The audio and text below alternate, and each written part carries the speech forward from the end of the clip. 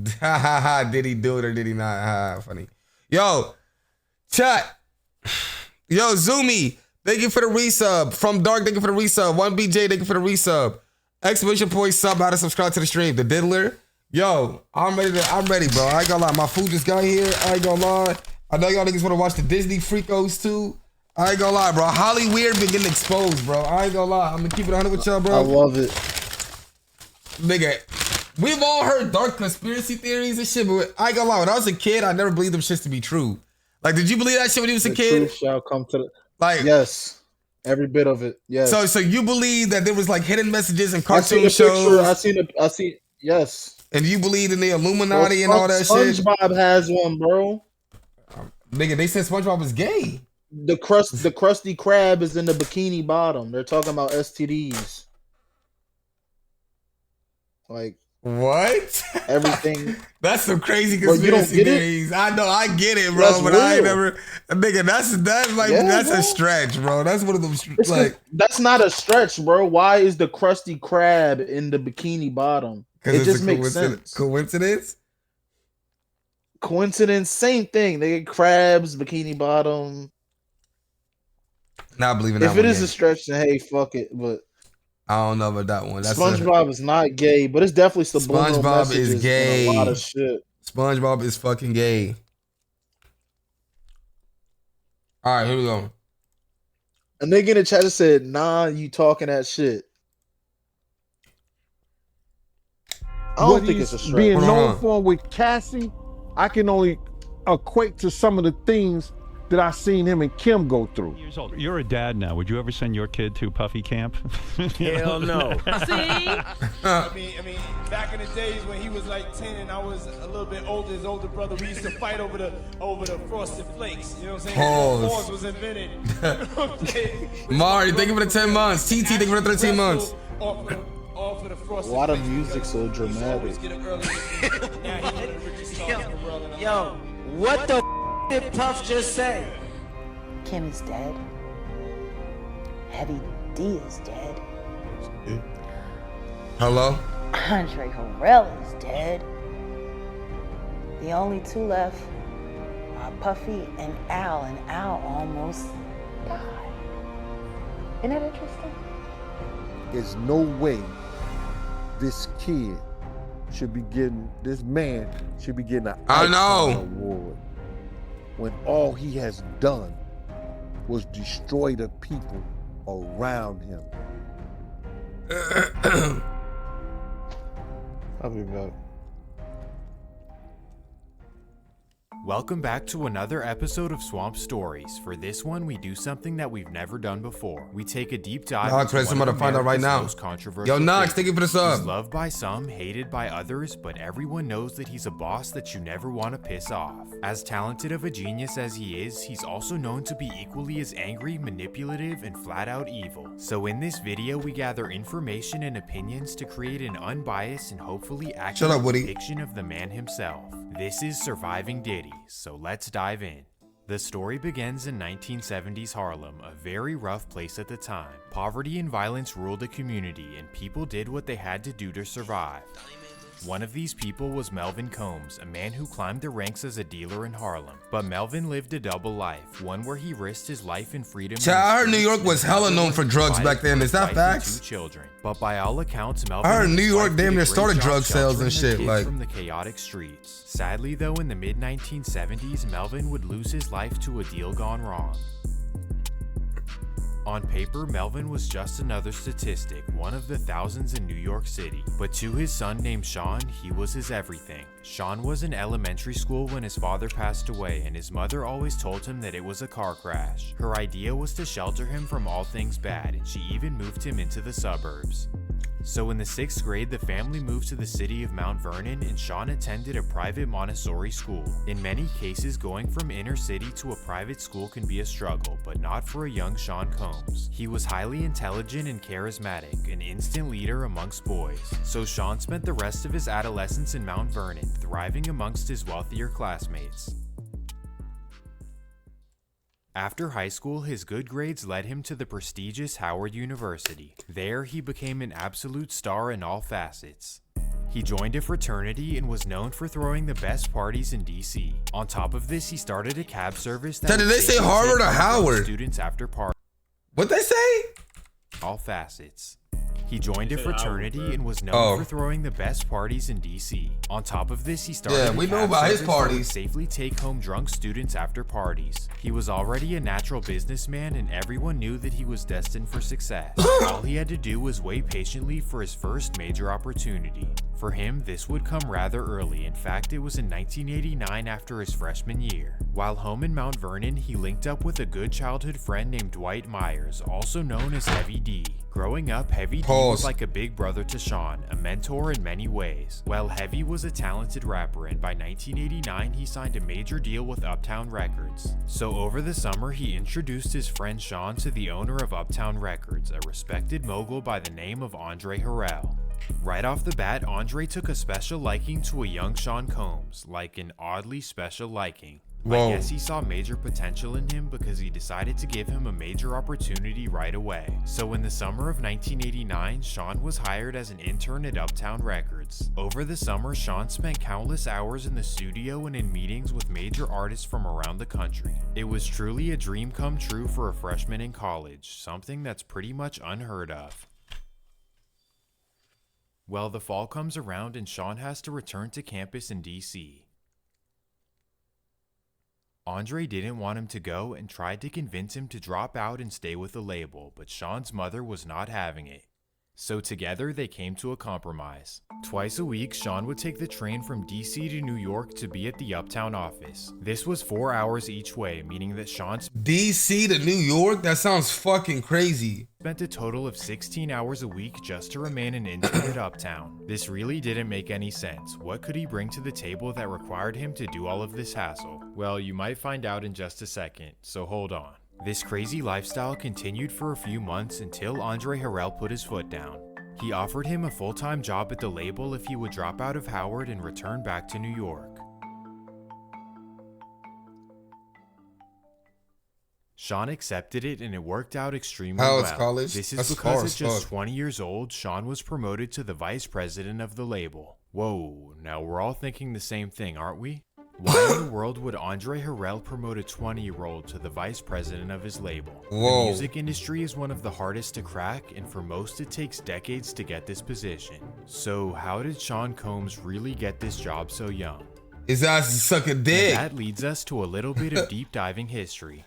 His ass getting freaky. Back in the day, Andre Harrell had a very similar story to Sean Combs. He was another college student in the Bronx hoping to one day work in the music industry. And while in college, he was discovered by a legendary music mogul by the name of Clive Davis. For those who don't know, Clive is famous for founding Arista Records and for being one of the first moguls to come out of the closet. What? Whoa. Well, Clive took a special liking to Andre and took him under his wing in the music industry. Long story short, in 1985, Andre was given funding to start his own music label, one called Uptown Records. So just like Puff, Andre went out and discovered underground rappers, one of which being Heavy D. So again, this begs the same question: how did Andre get this position at such a young age? Well, according to Sean's former assistant, it's all a power dynamic with Clive Davis at the top. The insinuation is that the boss takes advantage of a young intern and will pay them back later on. What the fuck? He loves the ability to manipulate and control people. Why? Most likely because he was victimized by his mentor, who loved to control people. And his mentor was Andre Harrell.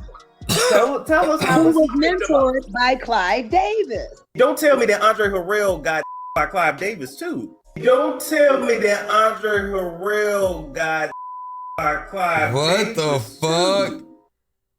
The victim got victimized. What the fuck? Stories like these have always been rumored in entertainment. Essentially, you get taken advantage of by those in power, and that's how you make it in your industry. Then the idea is that over time, the former victims become the perpetrators. Now, of course, these are all just rumors, but Jaguar does get more specific. When Sean was hired at Uptown, Andre Harrell had a personal assistant named Kim Porter, and the rumor states that she caught Sean doing special favors for Andre. But then again, you know, you had it in for Andre because Andre used to make you What? And Kim Porter had footage of it. And Kim Porter what the had fuck? footage of it. The rumors have never proven to be true, but they will be important later on. Well, make of all that what you want, but the fact is that Sean's career took off from here. After becoming the vice president of Uptown, Sean truly put his head down and grinded for success. He scouted the local underground scene in order to find his first diamond in the rough.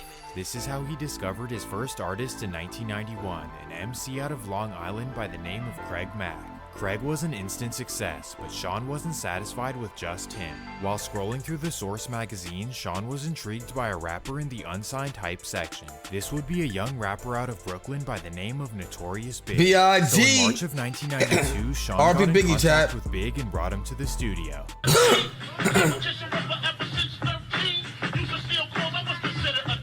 He was blown away by his talent and instantly signed him to Uptown Records. Boom, this was his next Uptown protege. Now I know what you're thinking, but Biggie was a certified street dude and he was not going for that. It was strictly a business relationship, and here is where things get interesting. For real, Mamba. It's the fall of 1992 and Biggie completes his first album to be released. The debut album is called Ready to Die, and both him and Sean feel very strongly about the project. But there's a major problem in the way. Uptown's parent company refuses to release the album. They expressed that the album was not to their liking and contained too many explicit lyrics. As you would expect, Sean was upset and so was Biggie. Sean did not respond well to the decision, and because of this, he was fired from Uptown Records in late 1992. This was devastating, but Andre Harrell had his back no matter what. Final straw for me was when MCA wanted me to not put out the Biggie Smalls album because they didn't like the subject matter, and they wanted me to tell him he's got to change his tone, and it wasn't up to me, I felt. I gotta lie to you, he sound a little bit zesty, don't he? What they just a little bit could not do artistically. So I knew it wasn't gonna work because he was coming from a new space and a new era. And Biggie Smalls was more like in the streets and telling street stories. And he told him, well, I'm really letting you go so you can get rich. I'm really letting you go so you can get rich. But was this really the case, or was something else at play? Puff had just gotten fired from his dream job at the age of 23. Most people would be devastated, but Sean fell right back on his feet.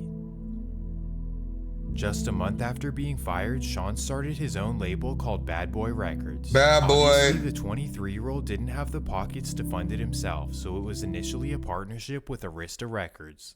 Wait, let's get this straight. So Sean was fired by Uptown and then given his own label by Uptown's bosses. How does that make sense? Well, what it's possible the fuck? that Jaguar Wright was correct. He stepped around Andre Harrell and gave you the keys to the kingdom. Andre was in line. So again, here's the idea. Andre Harrell had to do special favors for Clive Davis in order to be hired and then get his own label. And once Andre established his label, he repeated the same cycle on terms. But for former Uptown singer and assistant Jaguar Wright, she believes that Clive Davis was in on it as well. I guess her idea is that Sean did things for Andre in order to be hired, and then he did things for Clive in order to Oh nah. This nigga, first off, this nigga Clive Davis is scary. Is he still alive, chat? Does anybody know?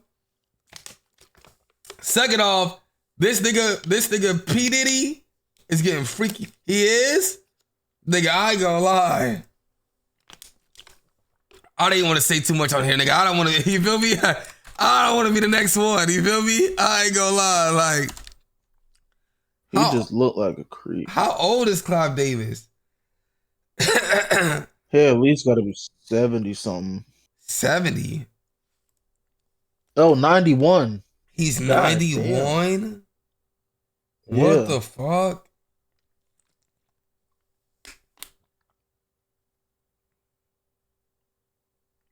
It's crazy. Freak ass old man. And being that Clive is above both of them, he had the authority to give Sean his own label. Andre got passed over. Pause. No Diddy. Like, how do you go from being the president of Uptown and losing your entire company to your intern?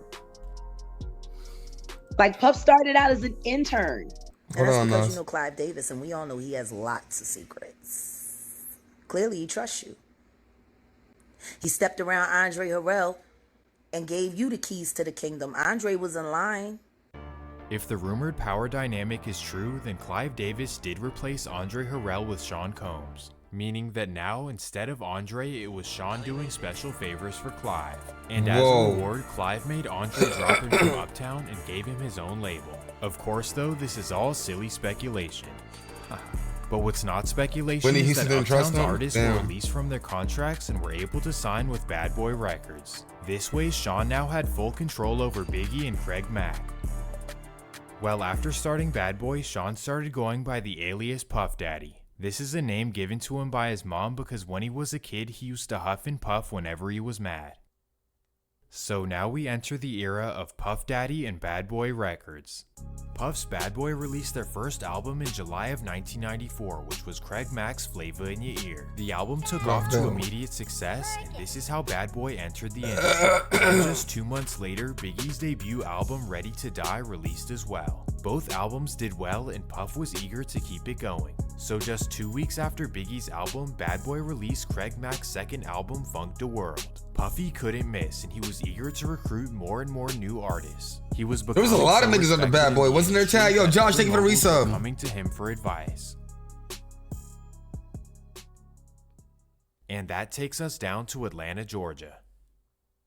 In 1992, music mogul L.A. Reid discovered a 12-year-old singer named Usher Raymond. While watching him perform, oh my God! He saw some Don't tell me Usher was in the Freakos. Signed him to his label, LaFace oh Records, my God! Interestingly enough, LaFace Records was under the Arista umbrella. Just keep that in mind. Well, the story goes that in order to prep Usher for his music career, he was sent to go live with none other than Puff Daddy. So at 14 years old, Usher was sent to live with Puffy full-time, something known as Puffy's Flavor Camp. I guess the idea was for Puffy to mentor him and send him down the right path. But according to Usher, there was a lot more going on than just that. I moved to New York City.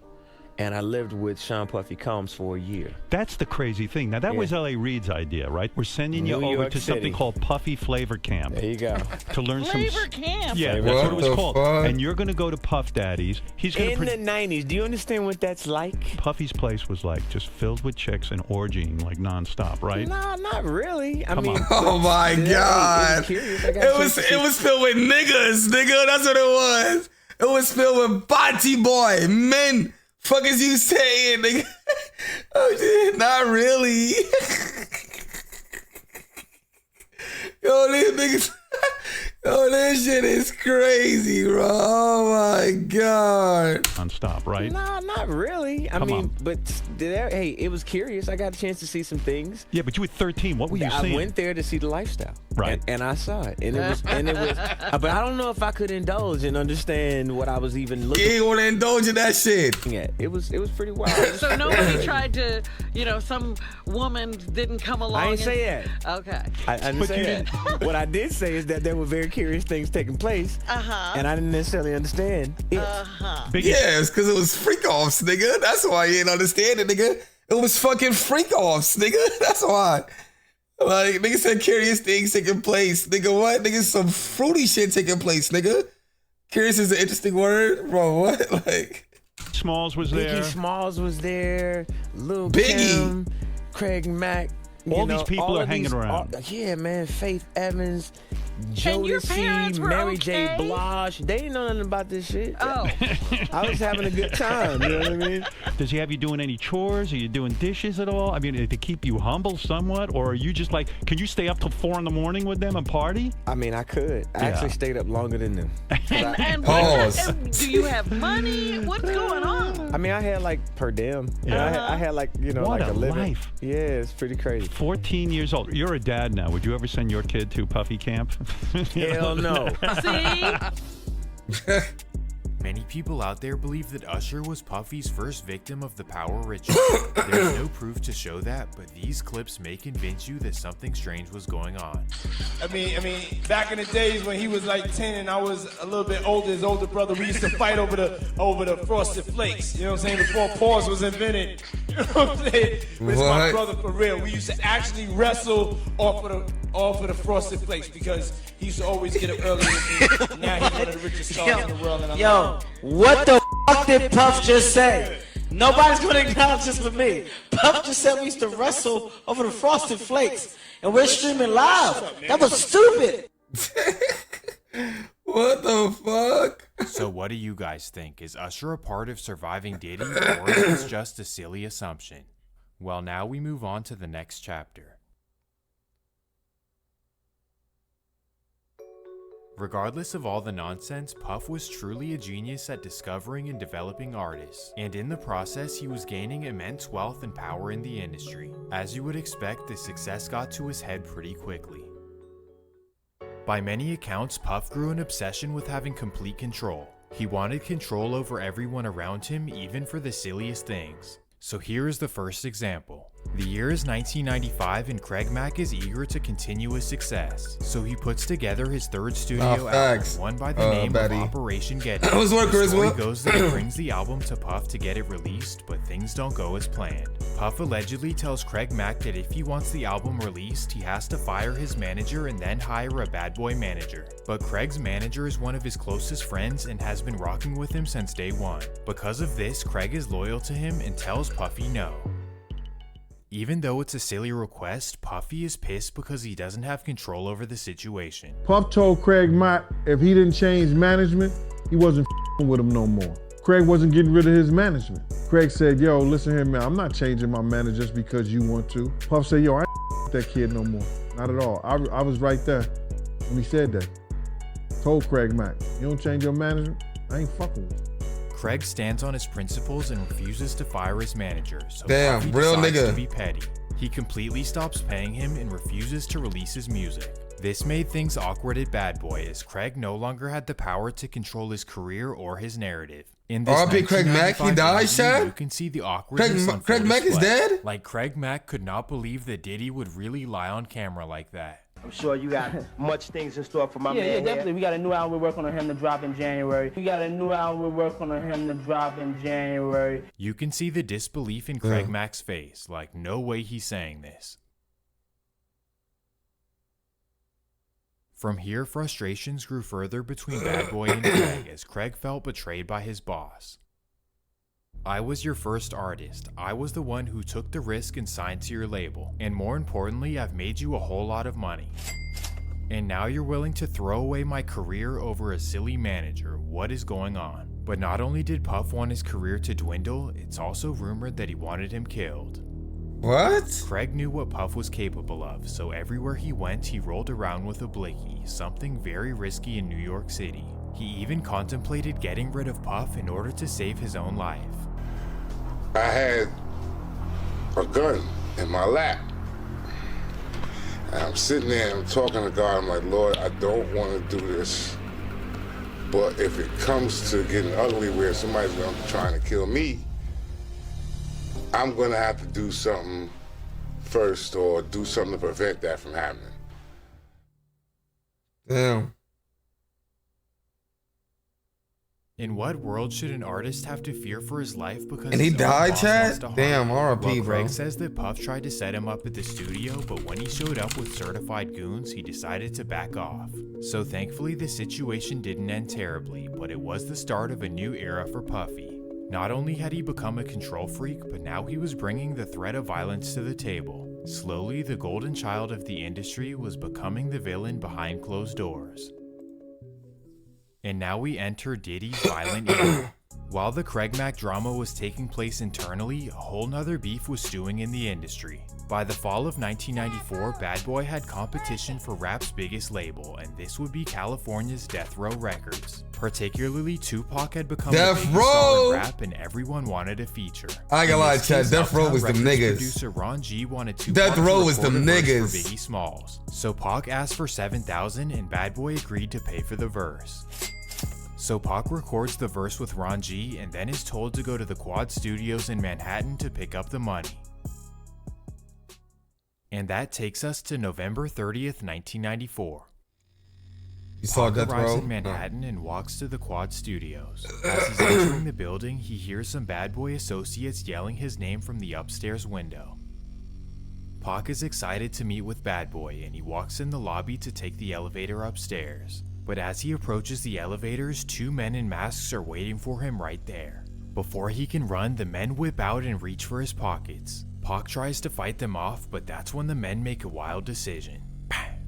While being carried out of the lobby, Pac flips off Notorious Big and other Bad Boy associates, assuming that they set him up. Thankfully, though, he got backdoored. His injuries after a successful surgery. Slime thank you for the resub. Speaking of injuries, if you or a loved one are ever injured, you Oh deserve the my god! I ain't gonna lie, chat. They are so smooth with this shit, bro. They be really slicking this shit in, bro. Like, I swear, chat, they be slicking this shit in. They're so smooth with it, bro. Or just click the link in the description. Well, after the incident, Pac wholeheartedly believed that Bad Boy set him up to be killed. At the time, though, he couldn't do anything about it, as he had his hands tied with a legal case involving a woman. In fact, the day after his surgery, he appeared in court where he was sentenced to 8 months in Rikers Island. Damn. While incarcerated, the national story was that Bad Boy set him up to be robbed. On top of this, Pac did an interview while incarcerated where he said that Bad Boy did it overtly. He claimed that when he was on the way to the studios, Puff kept calling him to see where he was. He wanted to know when exactly he would get in, and that was Pac's main reasoning for thinking they set him up. Because of this, Puff was under major scrutiny, and he needed to clear it up. So I saw him saying what's up to me, I'm about to get on the elevator, and he comes out shot. The Tupac article had me pissed off, you know what I'm saying? Because first of all, he dissed my man, said my man turned his back on him, and I know for a fact that didn't happen, you know what I'm saying? And like the rumors that's spreading is on some tip like we set him up, you know what I'm saying? And that's crazy, If there's any psychologists watching, please let me know why Puff's eyes are having a dance battle. That nigga lying. He lied his ass off, nigga. That's why, nigga. Anyways, Puff was not done clearing the air. In fact, he visited Tupac at Rikers Island to assure him that Bad Boy had nothing to do with it. But was this really the case? Because Puff's bodyguard claims that he let this happen to Pac. The people who knew what was going to happen to Pac was in the studio. Was in the part of the Quad Studio with Jimmy Hitchman, and that was Andre Harrell and Puffy. So Puff knew. Andre Harrell knew. If Gene Deal's perspective hasn't convinced you, then maybe what happens next will. In February of 1995, Biggie released a hit song called Who Shot Ya, which many people think is a Tupac diss. And one of these people was Pac himself, who felt betrayed and lied to by Puff. You told me one thing to my face, but your actions proved otherwise. To an alpha male like Pac, that was the ultimate disrespect. I ain't gonna lie, Chad. Well, Good diss songs. Record, all Chad, WL diss songs. Those good diss songs. Cut ties with Bad Boy.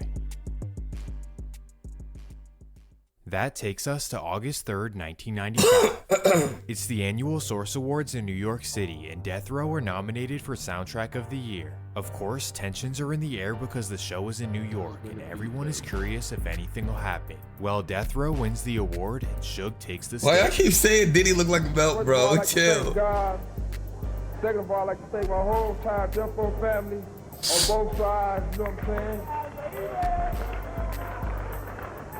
I'd like to tell Tupac keep his guards up, we ride with him.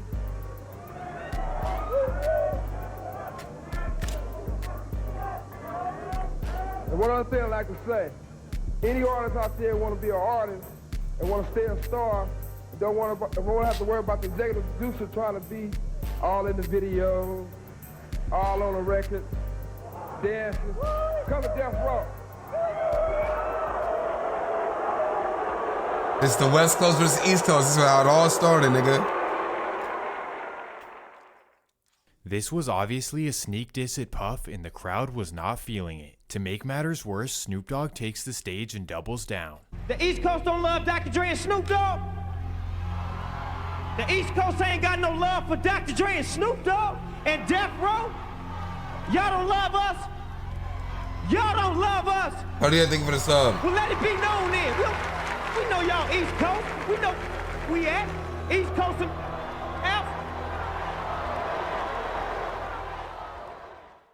This moment here officially kicked off the Bad Boy versus Death Row beef. This meant that Puff's gangster was now being Chad, who you put think is to the better, test Tupac or for Biggie? Honestly. Being that they exist on opposite ends of the map, interactions would not be often. But being in the same industry, the sides were bound to cross paths. September 23rd, 1995. Here we are in beautiful, well, not at the time, but here we are in Atlanta, Georgia for Jermaine Dupri's birthday celebration at the Platinum House nightclub. Here, much of the rap industry will be in attendance by midnight. Early in the night though, it's just the Bad Boy crew and associates hanging in the club before it opens. This would of course be Puffy, his bodyguard Wolf, Too Short, Dallas Austin, and plenty more. So they're all chilling in the club and a couple of hours go by. And this is when they receive some unexpected visitors. At 10 p.m., the Death Row crew arrive at the Platinum House parking lot. First, a Death Row associate named Big Jake walks in the club to scope it out. He then looks around and sees Puff Daddy and Jermaine Dupri sitting at a table in the corner. He instantly walks back to the parking lot to tell Suge where they are. Then together, the massive duo walk into the club headed for Puffy. They walk straight up to the table, and that's when Suge Knight slaps Jermaine Dupri directly across the face. Oh my This is simply God. to get to Puffy, who's standing right behind him. Suge then grabs Puff by his arm and brings him in. He begins yelling at Puff, but that's when Wolf gets in between them. He tells Suge it's not gonna go down like that. So it turns into a brawl, and they're all escorted out of the club. After all this, Suge and Puff actually hug it out and squash the beef. But then out of nowhere, shots go off across the street. So they all duck down and look over to see what's going on. All it is a man across the street shooting his gun into the air. But while everyone is distracted, a man walks right behind Big Jake. What? We own the club, the Platinum House. I had been at Jermaine Dupri's party and I seen Jake, and he was looking for Puff and they was looking for Jermaine them there, and I didn't see them at their own party. Jermaine Dupri, his security, Puff with Wolf. And Jake looks in and see these guys. Shook came back. Boom, boom, boom, boom, boom, boom, boom. Execution? He came right in Nigga, and that's some slapped crazy the shit. out of Jermaine Dupri. Bah! Shooting in the And air is Puff was crazy. standing right there and he snatched Puff with one hand. Shook had him with one hand and was shaking him. Then Wolf reached over and grabbed him. Shit ain't going down like this no more. Standing there, Suge's in front of with Puff. They walk to the limo. All of a sudden, somebody started shooting across the street. And I could see the dude just busting. Bop, bop, bop, bop, bop. They called the play for the overlay. They started shooting across the street to make everybody look. We looked. The dude came out of nowhere and just touched Jake. And Jake was about 400 pounds. Big Jake was Suge's best friend and Death Row's security wherever they went. So this loss was devastating to Death Row, but they had no idea who did it. But then a few days later, 3 witnesses reported that Puff's bodyguard Wolf was the assailant. Damn. Whoa, did Puff's bodyguard take out Suge Knight's best friend? Nah, I ain't gonna lie, Chad. That's Well, a crazy about a week play. Later, Wolf was arrested for the incident. Oh my so God. Does this mean that Puff ordered the hit of Suge Knight's best friend? Death Row definitely assumes so, but Wolf was able to beat his case about a year later. In the meantime, Nah, I ain't gonna lie. New York was active back then. Damn, what happened to y'all? What happened? New York, y'all niggas was active back then. What the fuck? What the fuck happened? Like, I ain't gonna lie. Like, every time I look at PDL or some shit, I'm seeing niggas getting ran over with cars. You know what I'm saying? Niggas getting hopped. Like, was this before the gun laws or after the gun laws? Like, NYPD happened? Nah, I ain't gonna lie. NYPD is deep, nigga. They on every block. They on every block, nigga. Like, I ain't gonna lie. They on every block. was up. With Tupac shot and now Big J. Wanna see niggas die? Death Row Hell was nah. looking at Puffy like an absolute menace. And coincidentally, not too long after the loss of Big Jake, Tupac was released from Rikers Island. As soon as he got back to LA, he hopped in the studio and recorded Hit 'Em Up. Classic. One, if not. Oh my God, Chad. Classic. Classic. Chad, classic. This is classic. Nigga said, I hate YB. It's better. Not the most disrespectful. That was the most disrespectful diss track. And then you know what came after that was back to back. Iconic.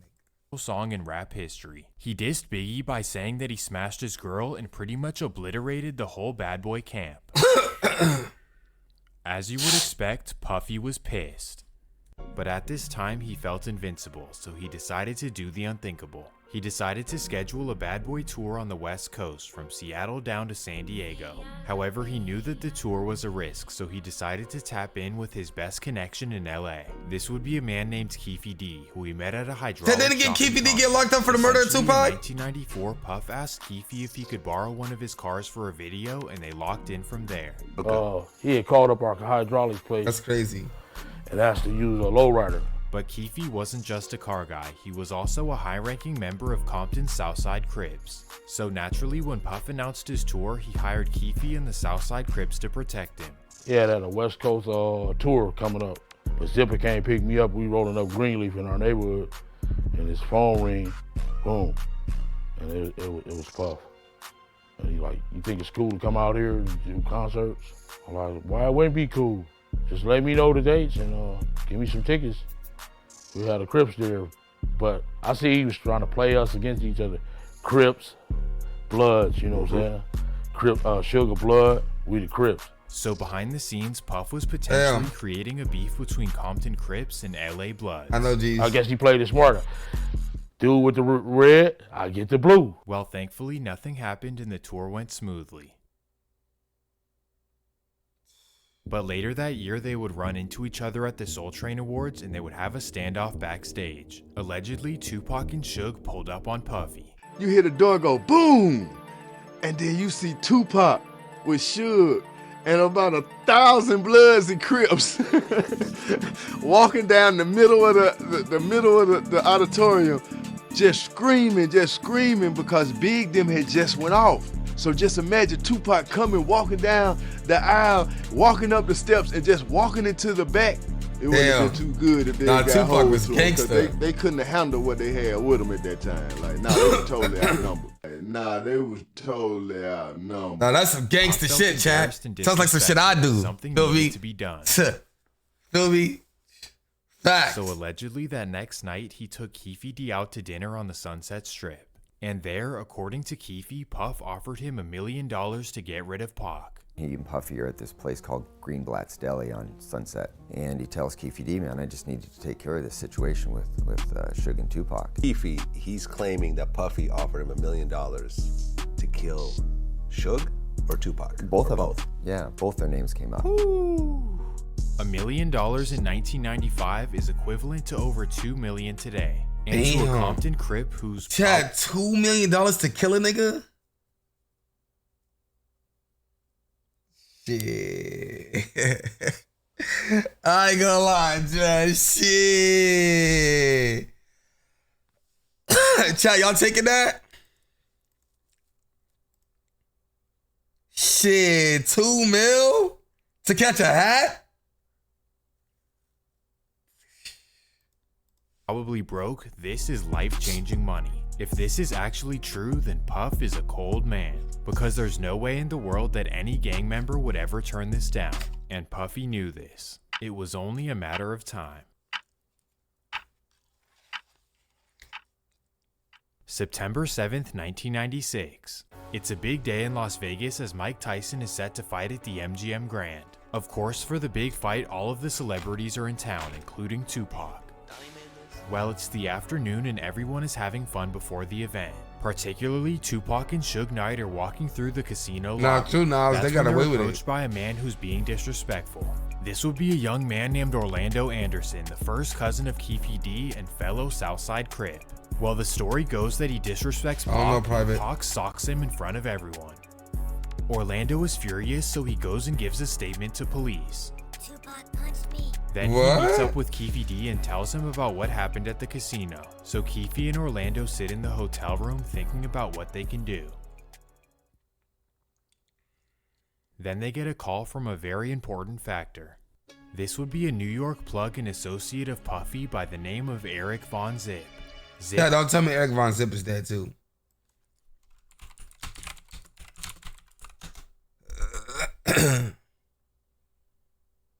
Don't tell me he's dead too. He is? You're lying. How'd he die? Allegedly calls them and says to meet in his rental car. Keefe and Orlando hop in and he hands them a Glock 40. They then hop out and Zip takes off. Keefe and Orlando then hop in their own car. 11 p.m. The Tyson fight empties out and Tupac hops in Suge's BMW 7 Series. Suge then pulls off and stops at a red light on Las Vegas Boulevard. Coincidentally, Orlando and Keefe happen to be reaching the same red light. They hear some girls yelling Tupac's name and approaching the BMW. That's when they pull alongside the car. From there, Orlando rolls his window down and the rest is history. Bang. The incident shocked the world and shifted all the attention away from the Mike Tyson victory. The world's biggest rapper was now in critical condition and not expected to survive. 5 days later, on September 13th, Tupac was pronounced dead at the hospital. Everyone wanted to know who did this, but no witnesses ever came forward. Well, here is where things get juicy. Damn, that was cool. No Diddy. Right after the news broke, Keefe D recalls getting a call from Puffy. He claims that Puff asked him, "Was that us?" and promised him the $1 million reward. You said that Puffy called and said, "Was that us?" Because Puffy called too, right? Yeah, him and Biggie's wife. What's her name? Faith Evans? Yeah. So tell me about that. Them two calls and everything. He just asked, "Was that us?" Who said that? Puff did. Now it's time for Puff to pay up. He allegedly sends $1 million check to Zip and tells him to wire it to Keefe. Zip had a check in his right pocket, right back pocket, and that check was for $1 million. Now, all that needs to happen is for Zip to deliver it to Keefe and his life is changed forever. But did you guys think that that would actually happen? No way. So the FBI told you that Zip kept that money as well. They said Zip's a dirty. Everybody crossed you. You guys never got any money. What? Nah, I ain't gonna lie. If a nigga scares me out of $1 million, bro, he gotta get clapped. No Diddy, pause. But yo, chat, I ain't gonna lie, bro. A nigga scared me out of $1 million, chat? Nah, that's some slimy shit. Like, yo, chat, that's some slimy shit, gang. Like, yo, bro. Nigga scared me out of 2.2 mil, he gotta die. Nah, he gotta get clapped. No Diddy. Yo, I ain't gonna lie. Yo, chat. What would y'all do, chat? Keep it on the chat. What would y'all do if you got scared out of $1 mil? $1 milli? Yo, Quack, bro. He got scared out of $1 milli, bro. Yeah, Zip's a dirty. Everybody crossed you. You guys never got any money. Never. For anything. Nothing. Not even a pair of Sean John drawers. Man, what was Puff thinking? It's almost like he orchestrated this. But he never gave the money to him. But thank God he never gave him the money, right? Think about it. If he gave the money, Puffy would be in prison now, money for hire. You know, Eric Von Zip keeping the money kind of shielded everyone from the situation in its own So he's a savior type of way. According to the FBI, because Zip didn't give the money to Keefe, Puffy dodged prison. Damn, it saved him. But here's my question. Is Puff really responsible for what happened to Tupac? Hell yeah. Yes, he did offer the $1 million, but it was Tupac jumping Orlando Anderson that really caused the situation, right? But Keefe disagrees, as he thinks that Puff is to blame. If I would have never met him, I would have never been involved in this shit. You know what I'm saying? Right. Yeah, man. So you feel like Puffy, he's the reason for your empire and Suge empire going down because of the whole situation with Tupac. Exactly. He the only one still balling. Because he pitted us against each other, it seemed like.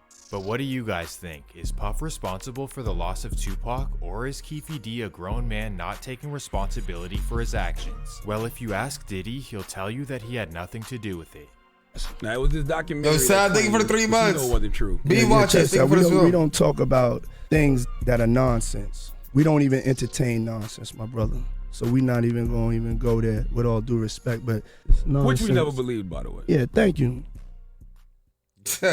I'm sure, Regardless buddy. of what you believe, the truth is that Puff was becoming the boogeyman of the rap game. With Big Jake and now Pac gone, Puff felt like nobody could mess with him. His violent ways were just starting, and that takes us to the next chapter of the That's story. crazy. After the passing of Tupac, Puff went about his life like nothing had happened. But for whatever reason, his bad boy artists were not so secure in their ways. In fact, they were very cautious of their whereabouts and made sure to avoid California at all costs. Eventually, though, they would have to go back to Cali. And that takes us to the Soul Train Awards of 1997. The awards are held in Los Angeles, and because of this, the bad boy artists do not want to go. In particular, Mace thinks it's too risky, and Biggie decides to not go at all. He happens to have a broken femur, and he tells Puff that he's in too much pain to fly back and forth. He also mentions that going to LA is not the best idea, which is really the real reason. But Puff tells him that he'll be safe and nothing will happen. And according to the bad boy president Kirk Burroughs, he kept convincing him relentlessly. We could not go, but Biggie did have an inconvenience. He had a car accident. I think it was in Brooklyn, maybe downtown Brooklyn. He had a broken femur at that time. What is a femur, Chatty? Y'all know? From that, big-sized person could not really sit comfortably in a plane, not even first class, with a cast on. It was uncomfortable. He was talked into going to the LA portion of the trip. Strangely though, Puff doesn't care if Biggie goes to the award show, he really just wants him at the after party. Yo, that whole week, man, Puff was like, yo, man, yo, Big, you gotta come to this party. You know, and he wasn't getting the response that he needed from Big to make sure that he was going to the party. Finally, Biggie caves into Puff and decides to come to LA. But what Puffy doesn't know is that directly after the award show, Biggie will be flying to London. This is because Clive Davis booked him for a major media appearance where he'll be introduced to a worldwide audience. What the fuck? I ain't gonna lie, Biggie better not been on that freak shit. I ain't believing that shit. The award show takes place and everything goes smoothly. That's when Biggie tells Puff that he's headed for the airport to fly to London. As you would expect, Puffy is livid, and he calls Clive Davis right away. He tells him to cancel Biggie's appearance in London because he wants him at the party in LA. But it was put together so that Biggie could receive an international press junket in London with all press from around the world meeting him that Saturday, Sunday after the Friday award show night. Diddy called late Friday night saying, he's not going to London. Call Arista, cancel it. You go. You represent it. You go. He's not going. He wants to stay here in LA. So we knew how big of an event that could be. Strange, right? Wouldn't you want your artist to fulfill this amazing opportunity? Sounds Making crazy. him skip out on a worldwide appearance just so he could go to some silly party? It doesn't quite make sense. Did he die at the On party top or of some this, shit? Earlier in the day, Mace warned him that some guys might be coming after them. They was telling him that they wanted Big and Puff, and he was all right. He was good. Me and Mace spoke, and then he was telling me all them bloods and everything that was out there. If this wasn't enough, Gene Deal informed him as well. I said, Puff, I got some intel. The guys are coming to kill us tonight at the museum party. Here was Puff's response. He said, Gene, I don't want to hear that. He said, you ain't got to go if you don't want to go. So Puff knew there was a threat and brushed it off. What the fuck? Puff, Big, and Mr. Bad Boy are at Steve Stout's party in the Hollywood Hills. At 12:30 a.m., LAPD show up to shut down the party due to a noise complaint. Because of this, everyone at the party is forced to go their separate ways. For Biggie, he rolls out with his friends D-Rock, Lil Cease, and his driver G-Money. At 12:45, they stop at a red light on Fairfax and Wilshire, and that's when a Chevy Impala pulls right beside them. Damn. R.I.P. Biggie, The chat. incident shocked the world again, and everyone assumed that this was revenge for Tupac. Now, of course, this may be true, but something that happened directly after is very strange. Puff took a flight to San Diego just 2 hours after Biggie's passing. Puff went to San Diego and they put him on a jet about 2 hours after Big died. See, I don't know 2 everything hours? about the world, but what I do know is that when your best friend dies, you don't leave them. It doesn't make a whole lot of sense, and all I can think of is, was Puff involved in the passing of Biggie? Well, his bodyguard Gene Deal seems to think so. You gotta look at what people do, man. You know Pac just got killed. It ain't no kind of business Big was doing. Big couldn't even walk, he couldn't run. Puff ain't want none of that beef. So what I'ma do is, y'all want the sheep? I'ma put him out the pasture. Catch him if you can. If you got that wolf in you, catch him if you can. Why in the hell you would put your man in a situation? There's plenty of places Big could have been. Why the West Coast? Did Puff sacrifice Biggie in order to stop the beef on the West Coast? You guys tell me. There's no way that Puff would do this to his closest friend and main artist, right? I mean, after his passing, he even released songs to commemorate him. Not to mention that he spoke highly of him in interviews as well. And as far as my theory, it would be inadequate for me to speculate. I would just be like everybody else to speculate on who did this or why it was done. Yeah, y'all think he had something to do with that shit? It was evil. It was ignorant, and it hurts. You know what I'm saying? What has it been like emotionally for you? I mean, it's a tragedy. Seeing a close Did he friend like make that C? gunned down. Nah, he is. What have you been going through? Honestly. Stop saying this nigga look like Melt, bro. I mean, that's the only way I could describe it, you know. When it wasn't supposed to be like this. Let's talk about that. Tupac Shakur's death about 6 months ago kind of showed how vulnerable rap artists are. Yes. Did Biggie at all feel that his life was in danger? He never told me, I can only speak, he never told me he felt that his life was in danger. We always, me and him, we always had conversations, and I'm very close with God, and through our relationship, I was trying to show him how God is his friend, and he was taking in God as his friend, you know, and it was a gradual thing. After seeing this interview, are you guys convinced that Puff had nothing to do with it? I don't know. Who knows, but wow is all I have to say.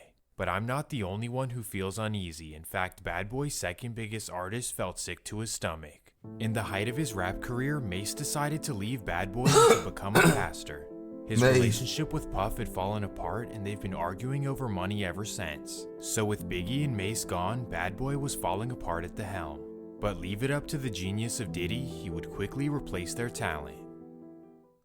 In 1998, Puffy would discover an East Flatbush rapper by the name of Shine Poe. Shine was brought to him by DJ Clark Kent. I don't know Shine. That he signed him to a major deal on the spot. The deal was worth millions of dollars, and Shine was given 3 cars and 2 homes. Shine was Diddy's new protege, and it was working out really well. They were quote-unquote best friends, and Puffy had him rolling with him everywhere. Maybe he was a changed man, and this was the artist he was not gonna fall out with. Or maybe Sean Combs just is. Nigga said only Sean I know is Coach the Ghost, bro. Get a job, bro. Who he is. This nigga is stupid. Yo, Thoughtbreaker, thank you for the sub. Exclamation point sub, how to subscribe to the stream. 7th, 1999. It's a big night for Shine as his debut album is finally finished and it's ready to drop after New Year's. So to celebrate, Puff takes him out to Club New York in Times Square. It's Puffy, his bodyguard Wolf, the infamous J-Lo, and of course Shine. As they're strolling through the club, Puff accidentally bumps into a man named Matthew Allen, also known as Scar. This is bad because Scar happens to be a notorious street dude from Brooklyn. Well, he instantly turns around after being bumped and sees who it is. He then decides to make a scene and starts yelling at Puff in front of everyone. Then, according to witnesses, he threatens Puff and even threatens Shine as well. He then does the unthinkable. He grabs for his waistband and all hell breaks loose. Shots ring out and everyone runs outside the club. Damn. 3 people were injured in the incident, but thankfully everyone made it. But here is where things get interesting. In typical New York fashion, Scar went straight to the police. He told them that both Puff and Shine targeted him. So the next morning, Sean and Shine were both arrested. Damn, he snitched. Could this be the incident that finally takes Puff down? Puff hired the 2 best lawyers in America, Johnny Cochran and Ben Brofman. But of course, Bad Boy did not provide a good lawyer for Shine. Either way, both of them were facing major time in New York prison. So here's how it went. For Puffy, his amazing lawyers worked hard and he was found not guilty on any charges. For Shine though, his case went completely differently. He admitted to letting a shot off in the air, but says that he was not the one responsible for the 3 Shouldn't have admitted. However, the jury didn't believe him and he was sentenced to 9 years in prison. Oh my god. Chat, is Sean still alive? Chat, is Sean still alive? Alright, making sure. Shine felt betrayed by Puff during the trial. That's because in his eyes, he saved Puffy's life and Jennifer Lopez's. On top of this, he claims that Puffy sent a witness to testify against him in order to take the blame off himself. People probably have the impression that you're just consumed with the idea that, you know, justice wasn't served here and that somebody turned his back on you. It's not a matter of, you know, turning your back on me. Like, how do you call a witness to testify against your comrade? But I'm facing 25 years, and you looking at probation. Yeah. Those are the things that, you understand, are unacceptable. You don't have to hold my hand. You don't have to do nothing, but don't try to hurt me. Where, you know, he calling the witnesses, you know, to do me dirty, then you understand that, you know, well, man, if these guys is working for him, because I went to the judge like 3 times complaining about inefficiency with my lawyers. They was just dumbing out. So now, did Puffy sacrifice Shine so he could dodge a prison sentence himself? Well, of course, Gene Deal seems to think so. And Shine know he had put people up to testify against him and all that. What? Ain't no way. So he was paying niggas to testify against his homie? Nah, this nigga Diddy is crazy. Yo, Chad, this nigga Diddy is crazy. Somebody gonna send me to jail for 10 years when we all could have walked away.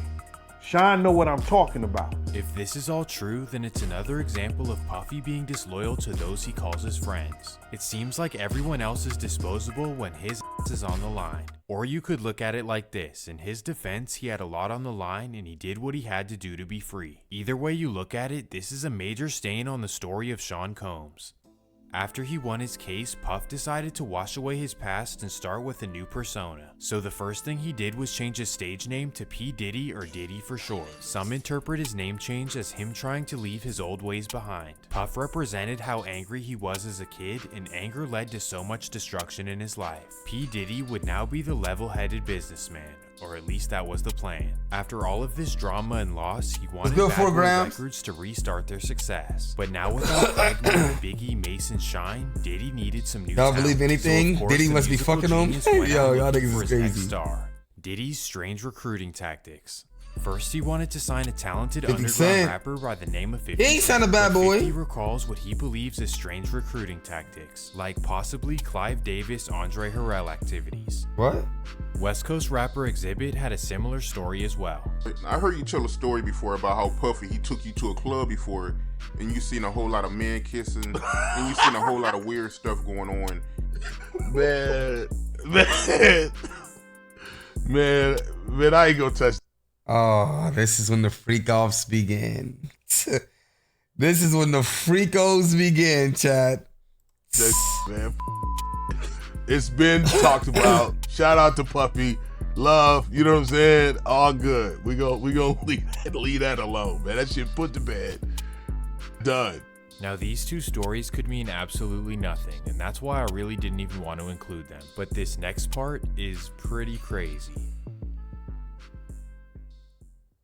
The year is 2003 and Diddy is looking to sign new artists. But in this case, an artist comes to his desk looking for a deal. This would be New Jack City actor and R&B singer Christopher Williams. Long story short, Christopher got a deal from Bad Boy, but how it happened is the real story. According to Jaguar Wright, the old rituals came back around. She claims that Diddy's lawyer walked into his office and witnessed Christopher Williams giving him favors. I think it was like 03.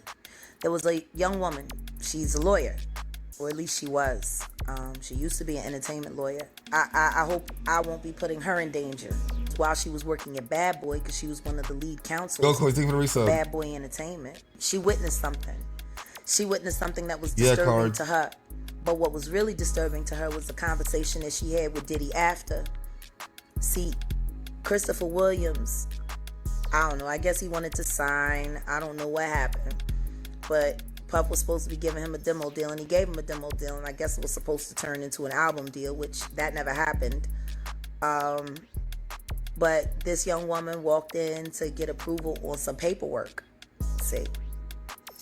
And when she walked in, the door wasn't locked, so she didn't think twice about just walking in, and when she walked in, she saw Christopher Williams on Puff. And Oh I my just don't know. He was like, God. it's power, see. Of course, this is That all sounds like rumors P. Diddy. Does that not sound like P. Diddy? It's power, see? That sounds like P. Diddy, bro. I ain't gonna lie, Chad. That sounds like P. Diddy, bro. No, that's crazy. And I just don't know. He was like, it's power, see. Of course, this is all rumors and speculation, so we'll leave it at that and move on to the next generation of Bad Boy. The next generation would be led by Southern rappers Young Jock and 8 Ball and MJG, both of which would go gold instantly, and the genius of Diddy was on display once again. And finally, with these two, there was no rupture between Diddy and his artists. However, just because things went smoothly with them does not mean that was the case with everyone else. So now we focus on another facet of his life. We enter the chapter of relationship abuse and drama of Diddy. So here is where things get really dark and scary. It all began in 1994 when Diddy got in a relationship with Kim Porter. When they first met, Kim was married to a singer named I'll Be Sure. And Nigga, they look exactly the same. Yo, I'll Be Sure and Quincy look like a fucking, like they look like brothers, bro. Like, shared a son named Quincy.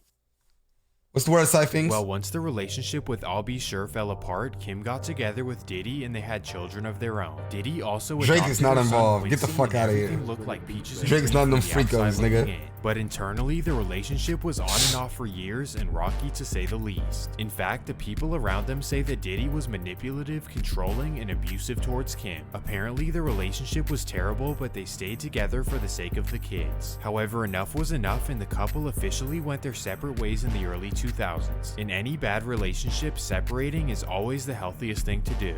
Diddy moved on to new relationships and so did Kim. Kind of. During their separation, Diddy's controlling instincts could not hold back. As we now know, when something is out of his control, he absolutely freaks out. Even though he moved on to other women, he could not handle Kim seeing other men. And this is when the Diddy relationship mania truly starts. According to Bad Boy artist Mark Curry, Diddy began tapping her phone to know who she was talking to and where she was. Tapping her Anytime phone? a man would go out his way to wiretap someone's phone or put taps in their homes just to monitor their conversation, that's a sign of insanity. He know everything she doing. As Diddy allegedly overheard all of her conversations, he was bound to hear something that he didn't like. That day would come and it would definitely not be pretty. While listening to her conversations, he overheard her flirting with a man named Shakir Stewart. For those who are unfamiliar, Shakir was a respected lawyer turned record label executive, and at this particular time, he was the head of A&R for LA Reid's LaFace Records. Well, when Diddy overheard his relations with Kim, he allegedly went ballistic. According to lawsuits, Diddy was so mad that he tracked them down and even assaulted them. First, he targeted Shakir Stewart himself. That made him so mad at Shakir Stewart when he went to LA Reid party, hit him with the chair. This is bad, but not even the worst part about it. Allegedly, he also broke Kim Porter's nose. Speaking of Kim Porter, because you knew Kim Porter, is it true that Diddy broke her nose? Bust her nose, man. So when you see someone doing that, you can imagine everything else they do. They try to make it seem like she slipped and fell. She slipped and fell and broke her nose. Nah, the truth was she slipped and fell and landed on his fist. If this is true, then that's just flat out terrible. And to make matters worse, it said that Diddy had a deep hatred for Shakir Stewart even after all of this. Now, I can't prove anything, but something very strange would occur in 2008. On November 1st, 2008, Shakir Stewart was found inside of his Georgia home. What? Oh my. According to his friends, bro, don't tell me Diddy killed him too, bro. There's no way, right, Chad? There's no fucking way. R.I.P. Chad. Shakir was acting paranoid and unusual in the days before his passing. Every time he called me, he was like real melancholy, subdued. He was in a kind of state of paranoia. What? He was indicating that he was being pursued. He was looking out the windows. He was indicating that he was being pursued. He was looking out the windows. The situation is very mysterious, RP. but I'll leave it up to you guys to determine what you want. Well, now we veer off into another Diddy relationship. In 2005, Diddy found his next bad boy protege. This would be a singer out of New Jersey by the name It's of me Cassie and Ventura. you. Diddy's Not, yo, genius chat, I ain't gonna lie, revealed Cassie, yo, I had the biggest crush on Cassie back then, bro. I ain't gonna lie to you. I ain't gonna lie, I fake still do, but ain't, you feel me? Yo, Fredo, this the year I was born? Nah, that's crazy. I ain't gonna lie, bro. Cassie is so bad, bro. Nigga, did you have a crush on Cassie back then? Nigga, I had the Nigga, you biggest, think I'm as old as you? Nigga, I had the biggest crush on Cassie. I barely know who the fuck Cassie is. You know Old who ass Cassie nigga. is. It's No, I me and don't. you. Now, I know you heard that shit. I've been waiting. I know you heard that shit. I know you have, nigga. If you say you have, you're I lying. know that song. All right then. So like, I come heard on, that bro. song. Once again, I don't know who as sing it. success- Diddy can cure you, rap, but you have to go to the freak offs. Bro, what? That's right off the bat. In 2006, she released Not hit funny. songs Me and You and Long Way to Go and instantly became a household name. But Diddy saw more in her than just music. In fact, he really wanted to date her. So in 2007, a 38-year-old Diddy and a 20-year-old Cassie entered a relationship. The sweethearts of the industry. In front of the cameras, everything looked glamorous. But behind closed doors, things were worse than you can imagine. According to Cassie, this is when her life became a living hell. First, she claims that Diddy was physically violent. Of course, this is horrible, but the next part is even crazier. She claims that Diddy forced her into relations with other men, all while he watched. Crazy. What the actual... What the fuck? Yo, Chad, but this is where the freak offs really begin. The freakos, nigga. Well, by 2012, Cassie had enough and decided to take a break from the relationship. As we know from the Kim Porter experience, this could only mean trouble. That's just sad. After It is leaving sad. Diddy, Cassie began talking to superstar rapper Kid Kid Cudi. Cudi. And if you know anything about Cudi, you know that he's probably the chillest guy you could ever meet. Regardless, Diddy's jealousy and control issues ran rampant once again. According to Cassie, Diddy threatened Cudi and said that he would blow his car up. And what do you know, not too long after this, Oh Cudi's my car was set to God. flames in his driveway. How I know this? Well, Cudi actually confirmed it himself. But the jealousy does not Oh end my here. God. Obviously, Kid Cudi and Cassie did not last and they both moved on. Regardless, Diddy was still Yeah, all I up ain't in gonna her lie, business. Chad. Are you dying over Cassie? Like, are you taking that type of risk? Or are you just gonna be like, nah, you gotta be, you gotta be Diddy. Like, I ain't gonna lie, you got a gang. You feel me? I'm gonna leave your bitch alone. Like, like, you know what I'm saying? Like, I ain't gonna lie, nigga. I'll be like, you got it, gang. You got it, right? Allegedly tracking her every move. And that leads us to an even crazier story. It's about the year 2012, and here we are in the beautiful Washington, D.C. We're here because Cassie has a studio session with up-and-coming rapper Wale. Wale. And before the session, Wale warns his entourage not to stare at Cassie. This is because he knows that Diddy is absolutely nuts for her.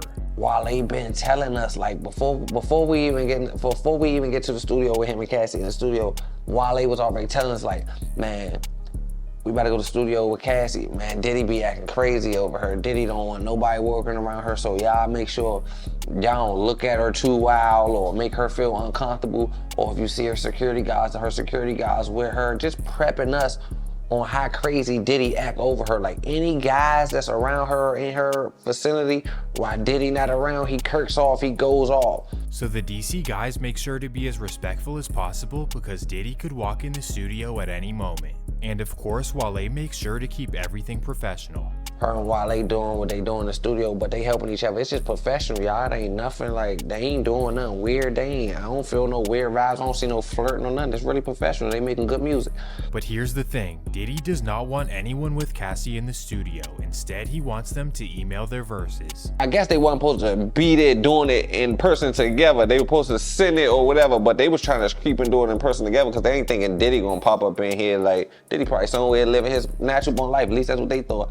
Cassie's Oh under the my impression God. that Diddy doesn't know where she is, but we know better than that. Crazy over them girls, like super duper stalking, like he be having private investigators following him. No niggas can't go around him. He very controlling. I swear to God. So as you would expect, Diddy crashes the studio session. But he came in with aggression, they moving. And then I looked, it was like a glance once he got a little bit past me. I'm like, damn, that's Diddy. Allegedly, Diddy heads straight for Wale and chases him around the studio. And once they get a hold of him, they hold him over the balcony. It's a balcony in the studio, like an out balcony. You can see over the balcony. I swear to God, my grandmother, they got Wale over top of his feet. They got him off his feet, hanging off the balcony. Like, he hanging off the balcony. They dangling by his feet. If this is true, then it's so next sad, level insane. Aunt Glizzy is brave for putting this out there, but I'm sure there's tons of other stories that have never gotten the publicity. Also, let me mention that Wale has never confirmed this story. Well, according to Cassie, these sort of occurrences lasted for years after this incident, and she was finally able to break up with Diddy in October of 2018. This is when the madness ended for her, but this was not the case for everyone else. Just a month after the Cassie breakup, tragic news would come to the Combs family. On November 15th, 2018, Kim Porter was found in her Los Angeles home. Way, bro. No way, no way. They're not finna tell me that Diddy killed her, bro. There's no way, bro. There's no way, bro. There's no way, chat, bro. There's no way, bro. There's no way, bro. RIP, bro. News was shocking as Kim was such a beautiful and healthy person. I remember this story Everyone was breaking. hurt and confused as the cause of death was not announced for months after the incident. On January 25th, it was officially announced that pneumonia was the cause, but it usually doesn't take that long to figure it out. And here is where the controversy begins. Rumors state that Kim was in the process of writing a tell-all book about Diddy and her relationship. Kim Porter was working on a book before she died. But wait, this doesn't make any sense. She died of natural causes, so what does a book have anything to do with it? Well, Jaguar seems to believe that this is a lie and that they covered up the true story. Kim died from pneumonia, but there's the first coroner's report that said it was ruled a homicide and they found toxins in her body to prove that she had been poisoned. You know, they have What? poisons that create heart attack and pneumonia-like symptoms. Now these are some serious claims, so now let's do some investigation. Firstly, the claims that it was initially ruled a homicide have not been proven. However, the fact that it took months to get a ruling is very unordinary. And because of this, a celebrity coroner named Ed Winter was asked to investigate. So, what did Ed Winter find? Well, he didn't find anything, but not for the reasons you'd think. Ed would sadly pass away of a No fucking way. No, I ain't gonna lie. No, there's no way. No way, no way, no way, bro. No fucking way, bro. No way. No fucking way. Get the fuck out of here. Get the fuck out of here, bro. Get the fuck out of here, bro. Get the fuck out of here, bro. Get out of here, bro. Chat, tell me Ed Winter is alive.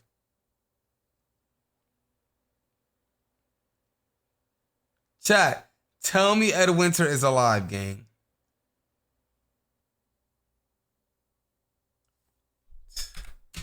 But not for the reasons you'd think. Ed would sadly pass away of a heart attack not too long after. And as you'd imagine, Kim Porter's case has not been opened since. What do you guys think? Is Diddy powerful enough to take out Kim and Ed Winter? Make of all that what you want, but now we move on to another mysterious case. On May 7th, 2020, Andre Harrell was found in his Hollywood Hills home. The passing was ruled as natural causes as a result of heart failure. Now again, why are would all this of be them heart mysterious? failure, heart attack? Why does all of them have to do something to do with the heart? Heart failure, heart attack, pneumonia, like what the fuck? Well, Jaguar as a result. The passing was ruled as natural Drug use, causes maybe. as a result of heart failure. Now again, why would this be mysterious? Well, Jaguar has her suspicions. Andre was writing a book right before he died. Okay, so she thinks it's another book, but she also thinks that Diddy always had it in for him. You know, you had it in for Andre because Andre used to make you. Oh my god. I don't know. What do you guys think about this one? Is Diddy responsible for Andre Harrell? Now guess what? The mysterious cases do not That's a end here. stretch. I don't Now believe we that one. focus on the legendary singer I'll Be Sure. Apparently, Al was working on a documentary of Uptown Records and his own life. Well, one day while he was at work, he mysteriously collapsed. What? He fell into a coma. Well, he had a catastrophic medical emergency, but he is back.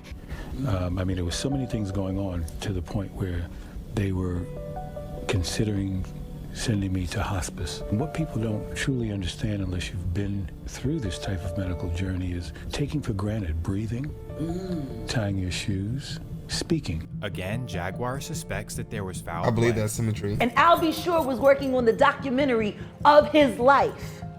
And then he goes into a coma. I don't know about this one, but again, what do you guys think? I'll Be Sure is alive, right, chat? Tell me I'll Be Sure is alive. I'm looking.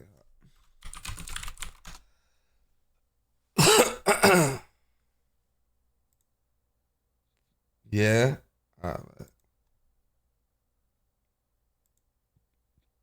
Well, you sure he's alive?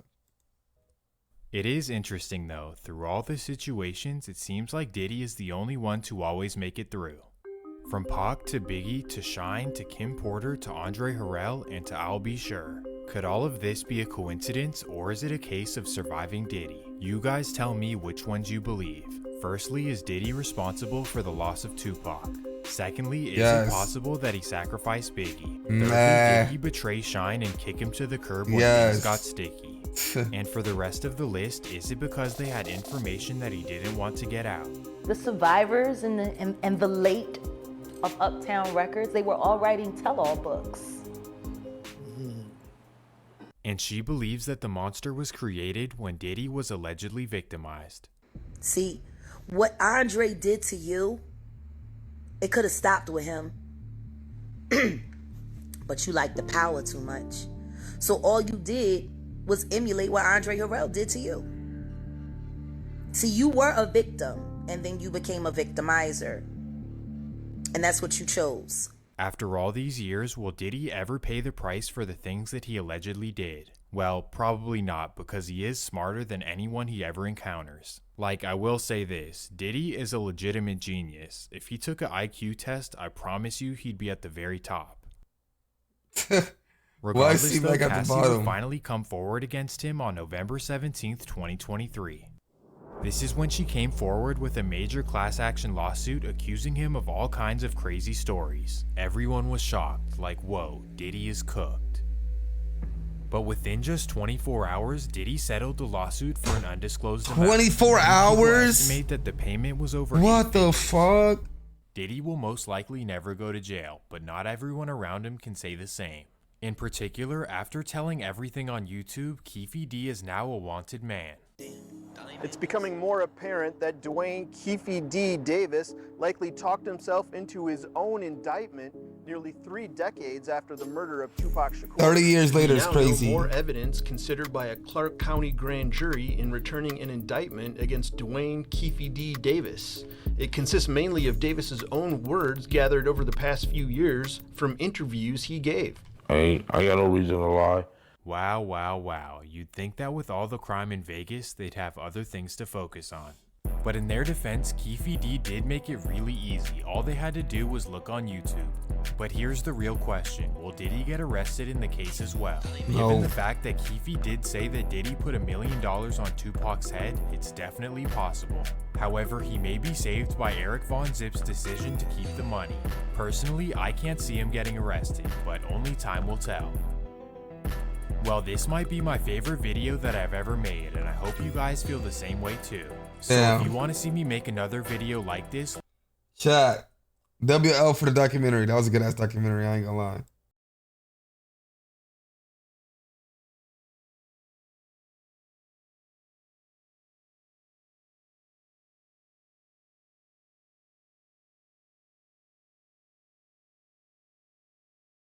Good vid, not gonna lie. That was a good ass vid. Reggie Wright predicted this shit a long time ago.